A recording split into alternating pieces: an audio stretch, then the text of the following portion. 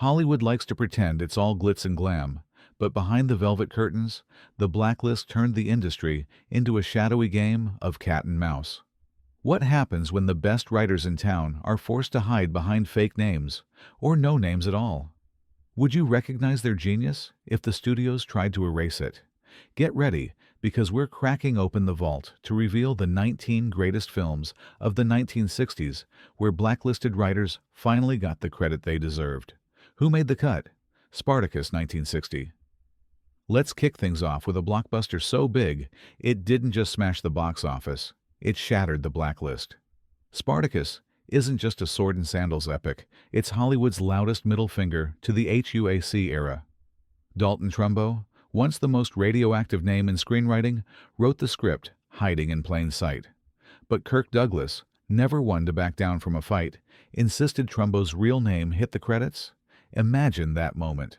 A name forbidden for years, now splashed across theater marquees in giant letters. The story on screen, a slave who dares to challenge an empire, mirrored what was happening behind the scenes, as Trumbo challenged the tyranny of Hollywood silence.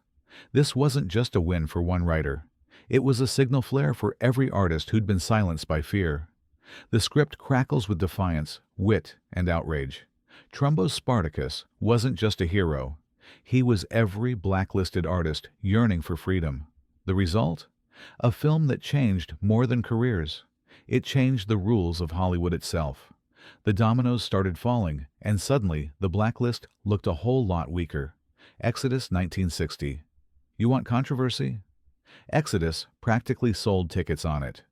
Just months after Spartacus, Dalton Trumbo dropped his mask again, this time with director Otto Preminger backing him up.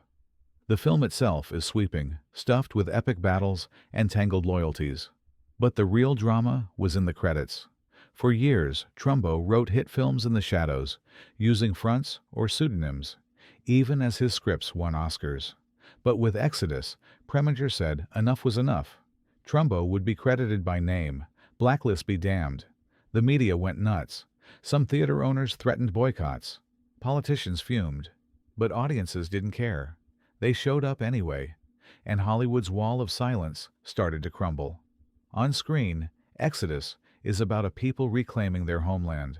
Off-screen, it's about a writer reclaiming his name.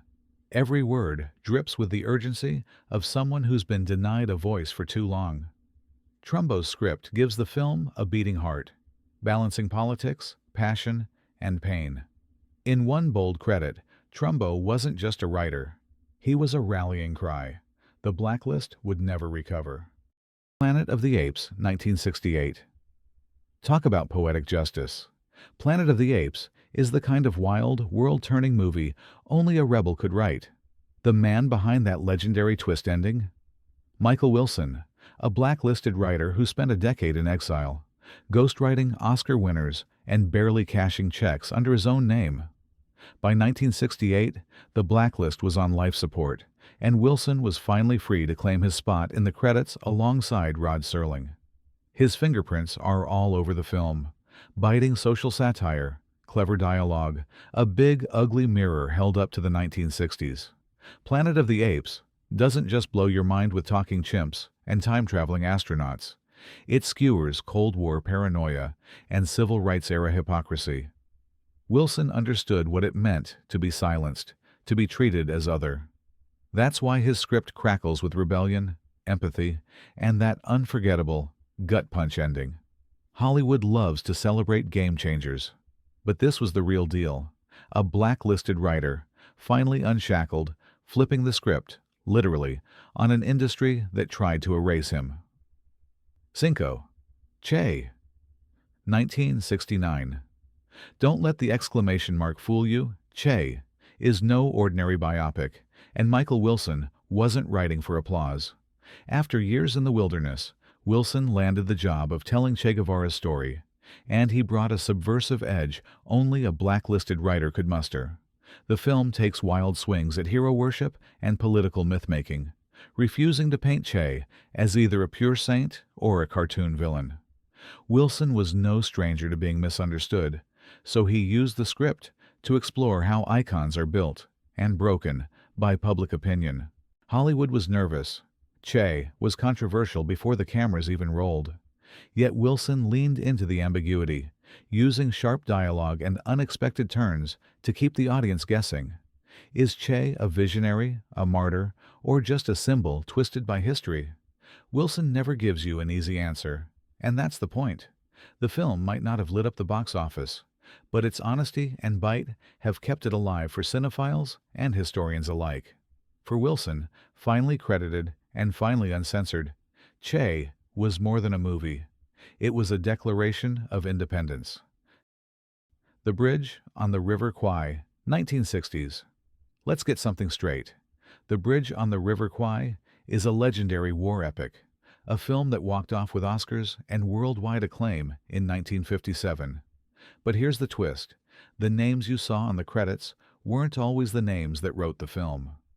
Blacklisted writers Michael Wilson and Carl Foreman poured their brilliance into the script, but the blacklist forced them into the shadows. Credit was handed to French author Pierre Boulle, who couldn't even speak English.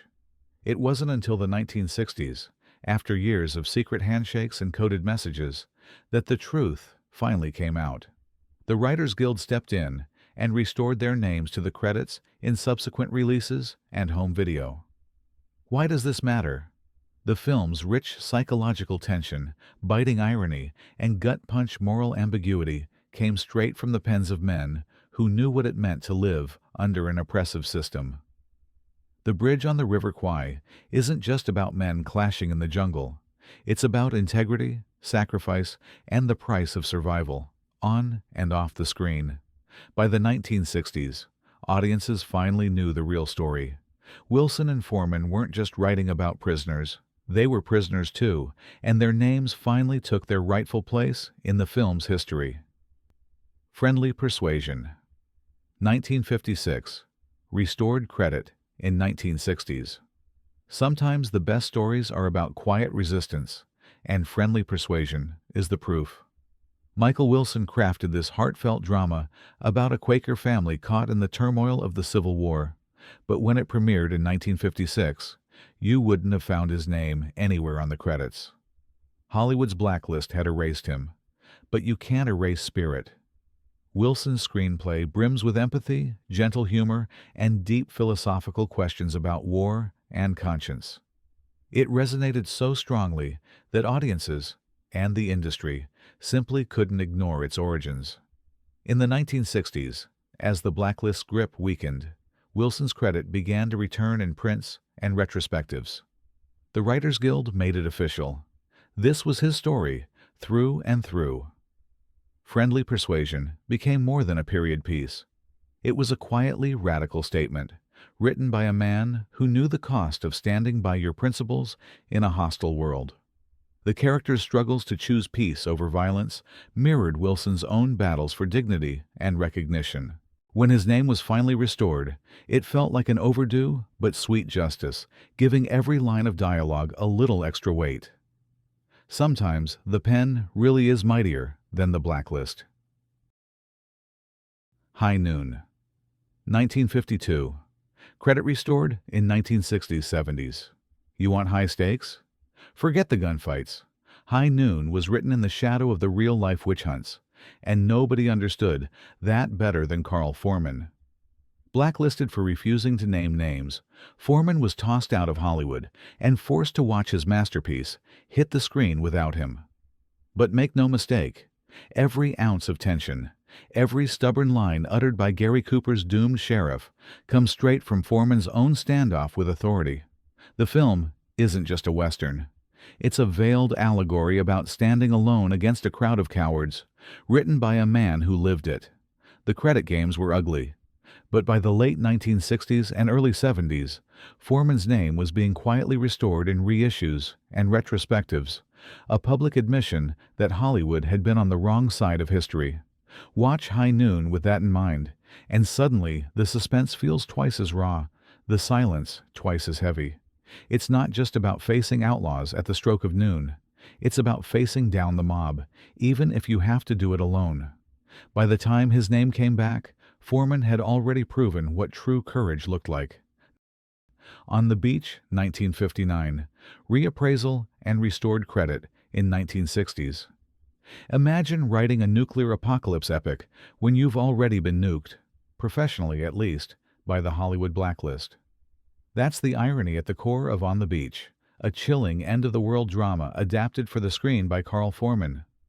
Released in 1959 but given new life and restored credit as attitudes shifted in the 1960s, Foreman's screenplay paints a picture of a doomed world clinging to dignity in its final hours.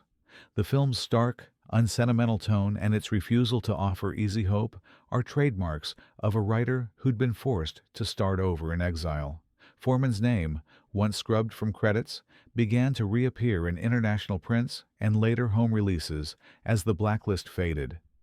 The script's power comes from its haunting realism. There are no heroes, no tidy solutions, just ordinary people facing the unthinkable with whatever scraps of courage they have left. In many ways, Foreman was doing the same thing, staring down his own professional extinction and choosing to keep writing anyway. On the Beach is as bleak and bracing as anything Hollywood's ever produced, and its restoration stands as a quiet but powerful act of redemption. The Sandpiper, 1965. You can't keep a good writer down, and Michael Wilson proved that twice over. The Sandpiper marked his return to mainstream Hollywood, but it also let him dig into the kind of bold, unconventional themes he'd been forced to avoid during the blacklist years. With Elizabeth Taylor and Richard Burton generating headline-stealing heat, the film played like tabloid catnip. But beneath the surface, Wilson's script tackled big questions about nonconformity, love, and personal freedom, all filtered through the eyes of outsiders. His dialogue is sly, cutting, and just a little bit rebellious. You feel Wilson's fingerprints in every scene where the rules are bent, or the status quo is questioned. And this time, no pseudonym, no hiding. Wilson's name was right there in the credits, proof that Hollywood couldn't keep its best voices silent forever. For audiences, The Sandpiper was a romance wrapped in scandal. For Wilson and his peers, it was a victory lap, a sign that even after years in exile, talent finds a way to break through.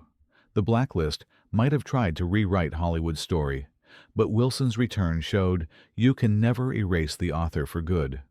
Roman Holiday, 1953, credit restored in 1960s. You know what's wild? One of Hollywood's most beloved romances was born out of subterfuge.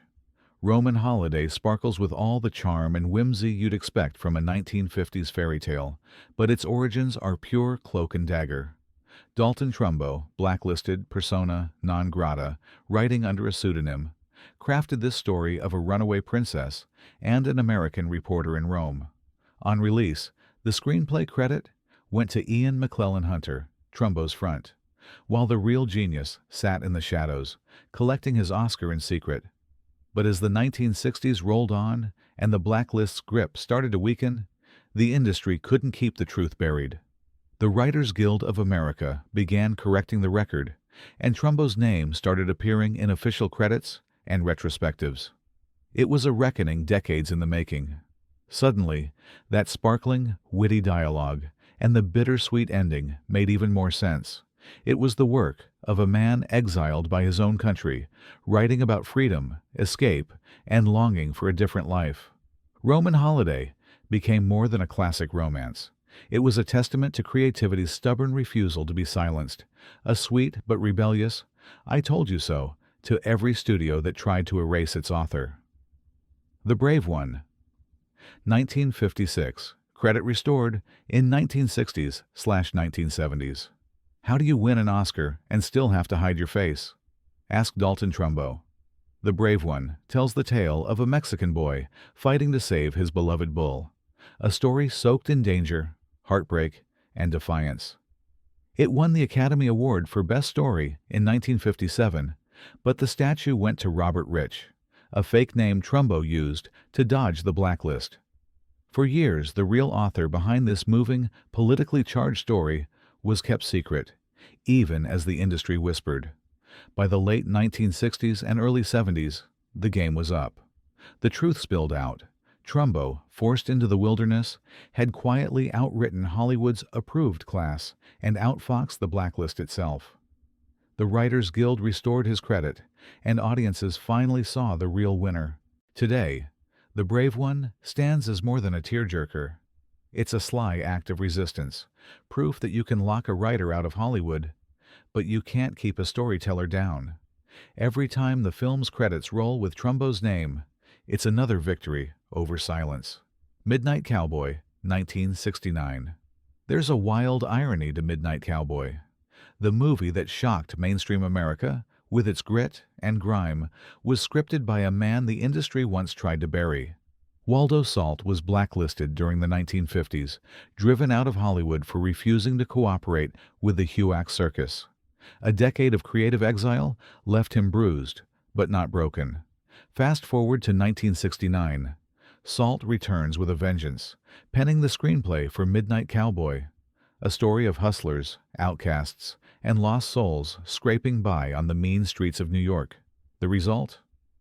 The film sweeps the Oscars, and Salt, finally credited, collects his golden statue in the spotlight, no longer a ghost. Salt's writing is raw, unsentimental, and wickedly insightful, capturing both the heartbreak and dark humor of those living on society's edge. Midnight Cowboy isn't just a great film. It's a comeback story. Salt's redemption was as dramatic as any scene he ever wrote. Every sharp line and tragic twist is a rebuke to Hollywood's witch hunters. In giving Salt credit, the industry admitted what everyone else already knew. The blacklist couldn't kill real talent. Wild in the Streets, 1968. Wild in the Streets isn't just a movie. It's a Molotov cocktail lobbed straight at the establishment. And at the core of all this chaos, screenwriter Robert Thom, a writer who knew firsthand what it was like to be watched, questioned, and nearly sidelined for his politics. Thom, while never officially on the infamous blacklist, spent the 1950s and early 60s dodging the industry's paranoia as he pushed boundaries with his radical, subversive scripts. By the time Wild in the Streets exploded onto screens in 1968, Thom was writing with the gloves off. The film is an anarchic Technicolor fever dream where rebellious youth take over the country and forcibly retire anyone over 30. It's funny, it's savage, and it's absolutely unafraid. Thom's dialogue is razor-sharp, dripping with satire and anger at the hypocrisy of authority figures, clearly a product of someone who'd lived through witch hunts and censorship. Wild in the Streets shocked censors, outraged critics, and became an instant cult classic, perfectly capturing the rage and electricity of a decade that refused to play by the old rules. For Thom, finally able to put his name front and center, this was both a warning and a dare. Challenge the system, or the next revolution might not be so fun. The credits were finally honest, and the message unforgettable. Lawrence of Arabia, 1962. Epic. That's the only way to describe both Lawrence of Arabia and the career of Michael Wilson, the blacklisted writer who helped shape its legendary script. While Robert Bolt is the name most American audiences saw, Wilson, banned from Hollywood and forced to work in exile, contributed massively to the screenplay, infusing it with moral ambiguity, psychological complexity, and a biting undercurrent of imperial critique. In the U.S., Wilson's name was initially missing, but as the 60s rolled on and the blacklist's grip weakened, international prints and later restorations began correcting the record. Wilson's fingerprints are all over this sweeping saga. Lawrence's loneliness, his struggle with identity, the film's refusal to settle for easy heroics. Why is Lawrence of Arabia more than just a beautiful travelogue? Because a writer who'd been silenced for his beliefs knew how to dig under the surface of history's great men and expose the wounds beneath the metals. Every sandstorm and battle echoes the internal storms of a man and a writer trying to reclaim his place in the world. When Wilson's name finally appeared in credits, abroad, and in restored versions, it was poetic justice. This was no faceless scribe. This was one of Hollywood's true visionaries, denied but never defeated. The Victors, 1963. War movies love a tidy hero story, but The Victors is a punch to the gut, a sprawling, brutal meditation on the cost of victory, both on the battlefield and off. Carl Foreman, banished from Hollywood for refusing to cooperate with HUAC, poured his exile-fueled bitterness into every frame. Released in 1963, Foreman is finally credited as writer and producer, and it shows. There's a hard-earned skepticism and emotional complexity here that only someone who's lost faith in the system could deliver. This isn't about glory. It's about the cold aftermath, the lives ruined and relationships frayed. The script's structure, jumping from one bitter vignette to another, feels like a writer piecing together his own shattered career. The film was controversial for its frank portrayal of war's brutality and the moral ambiguity of its heroes. In a decade obsessed with World War II nostalgia, Foreman forced audiences to look away from the parades and face the damage. With his name front and center, Foreman proved that the best stories come from those who've risked everything for their principles, and sometimes paid in full. The Victors remains a powerful reminder. In war and in Hollywood, the winners don't always get the last word, but they can reclaim the story. The Young Savages, 1961.